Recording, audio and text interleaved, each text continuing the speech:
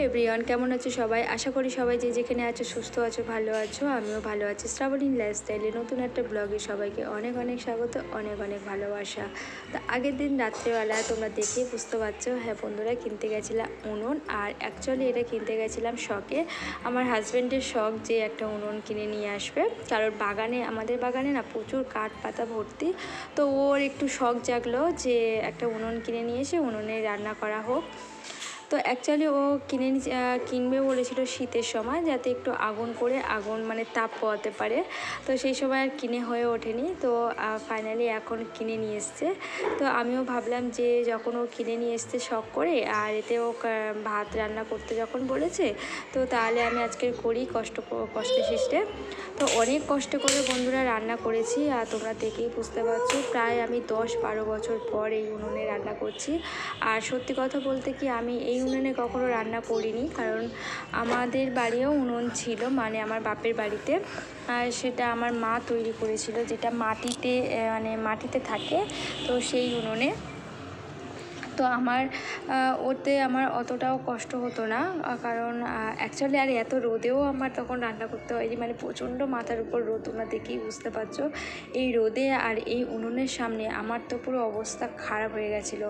আর যা হোক করে আমি রান্না করেছি। আর তোমরা দেখতেই পাচ্ছ আমার রান্না করার অবস্থা। ভাতের হাঁড়ি নামাতে গিয়ে আগুন আমার দিকেই চলে আসছিলো। তো যাই হোক, কিছু হয়নি, কোনো বিপদও হয়নি। অনেক কষ্টে রান্না করেছি। যা করে ভাতটা তো করলাম। তারপরে ভাবলাম যে ভাতটা যখন করেছি আর আশেপাশে কাঠ পাতাও রয়েছে, তাহলে আমি তরকারিটাও করে নিই। কিন্তু তরকারিটা করে বন্ধুরা কী বিপদে যে পড়েছি, কেউ তো ভাত খেতেই পাচ্ছিলাম না, এত ধোঁয়া গন্ধ। আর জানি না, হয়তো আমাদের লাগছে, যাদের খেয়ে অভ্যাস আছে তাদের হয়তো লাগে না, কারণ অনেক দিন পর এরকম উনুনে খাচ্ছি, ভাত রান্না করে। তো এটা বলবো যে আমাদের গ্যাসে রান্না করে এমন অভ্যস্ত হয়ে গেছে, আর গ্যাসের রান্না খেয়ে এমন অভ্যস্ত হয়ে গেছে, পাখার রান্নাটা যেন সত্যি কেমন একটা ধোঁয়া গন্ধ। হয়তো অনেকেই যারা করে তারা বলবে যে কিছুই হয় না, তো আমাদের তো লাগে না। কিন্তু বন্ধুরা, আমি সত্যি মিথ্যা কথা বলছি না, কারণ আমাদের লাগছিল। আর আমি কেন মিথ্যা কথা বলবো আমি বলো, কিংবা হয়তো আমি রান্না করতে পারিনি বা পাচ্ছিলাম না, তো সেই জন্য হয়তো ধোঁয়া গন্ধ হয়েছে।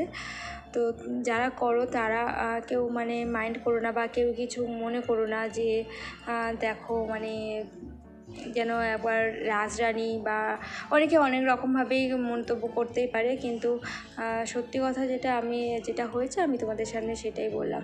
তো অনেক কষ্টে তরকারিটাও করে নিয়েছিলাম, আর করেছিলাম কাটা মাছ দিয়ে আলু ডাঁটা।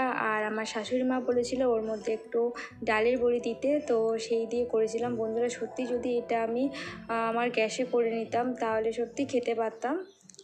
ডাঁটা আলু আর ডালের বড়ি দিয়ে তরকারি, তোমরা বুঝতেই পারছো, যারা খেয়েছো তারা জানো যে কতটা ভালো হয়। এদিকে উনুনে রান্না করতে গিয়ে আমার অবস্থা এতটাই খারাপ হয়ে গেছিলো যে আমি ভুলেই গেছিলাম যে মা আমাকে ডালের বড়ি দিতে বলেছিল তরকারির মধ্যে।